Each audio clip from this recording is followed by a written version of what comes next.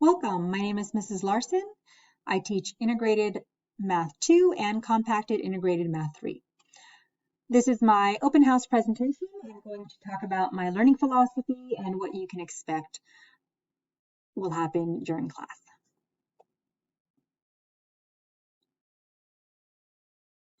Learning is a dynamic process. To maximize the learning process, it involves the interactions between the following. The first interaction is student and teacher. This is where the teacher disseminates information and the students kind of absorb it. This is the more traditional approach to learning and teaching. The second is student and math prompt. This is where students are being asked to engage in the math prompt, and I try to allow enough time for students to be able to do this, whether it's after school, when they're at home, or in class. The third interaction is teacher and math prompt. This is behind the scenes. I am doing these problems that I expect students to do so that I have an idea of what they're about and what topics they are related to and connect to so that I'm prepared to engage in a really good discussion. This part takes a lot of time. This is my prep period. This is what I'm doing during it, is I'm preparing good lessons for students to be able to do to advance their thinking in math. Then the fourth interaction is student and student interaction. This is done in groups, in pairs, in class. It could be done outside of class, but I do allow time in class for students to be able to communicate with their peers so that they can learn to communicate in math with the vocabulary, to build good arguments, build good supports for their claims. So this is another really important interaction that I try to engage students in during class. Learning often involves struggle and discovery. If a student exposes himself to uncertainty by making honest attempts at math problems, by trying new ideas, I am certain the student will learn and grow. Learning is not always easy. At times it can be downright frustrating and unattainable. But in the end, if you don't give up, you will find success. You might even find it fun along the way. Yes, fun. Here are some standards for mathematical practice. So these are the standards that I kind of focus on when I'm looking at activities behind the scenes, when I'm engaging in math prompts. And these are the standards that help to build students' progress in learning how to attack math problems. Understand and persevere, critique and justify their arguments and other students' arguments, model with mathematics. All of these are also listed, these 8 are listed in the syllabus if you ever want to look back at them. But these are the standards that I'm looking to attach to the things that they do in class.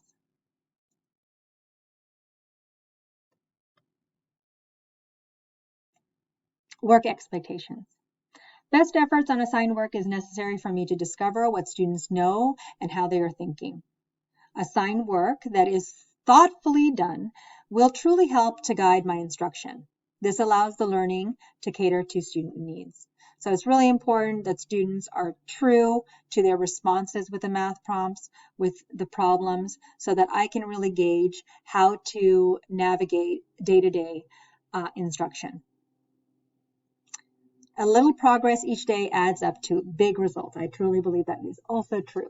So students are making little progress. It does eventually make a huge impact, especially over the course of 18 weeks, which is a semester, and then an entire week, which is double.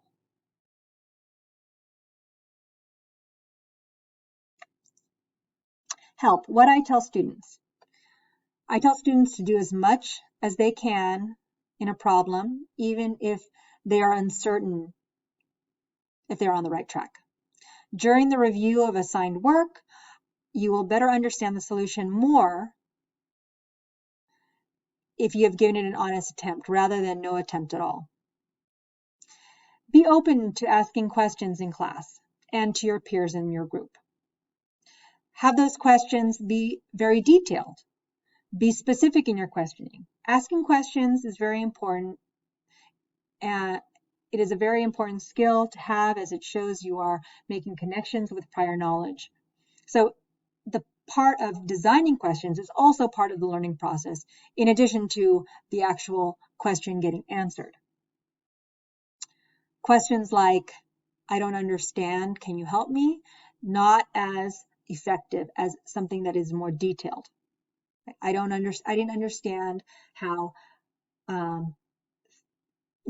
1/3 was the slope for this line because I saw it blah blah blah. Okay, so really specific questioning is going to help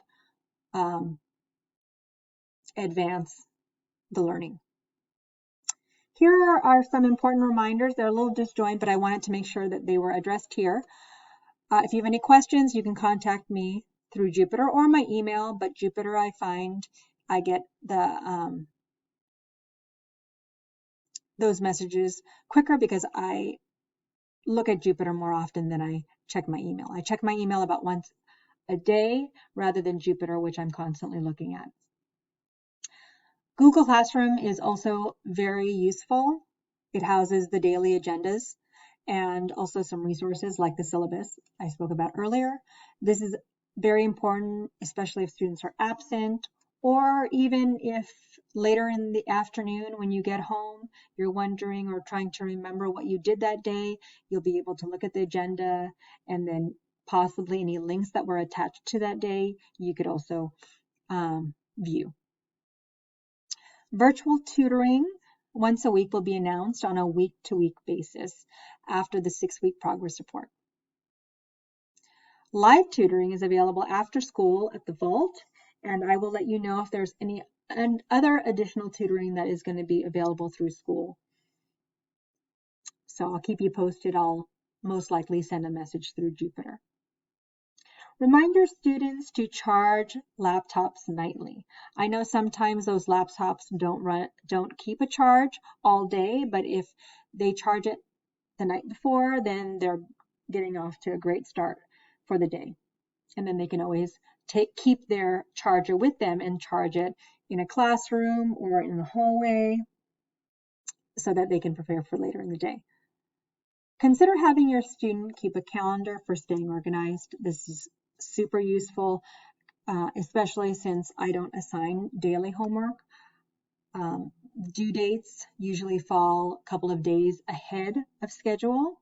So it's important that if you have a calendar, you can write those due dates and then also write to-do lists every day for kind of chunking those things that you need to do from class.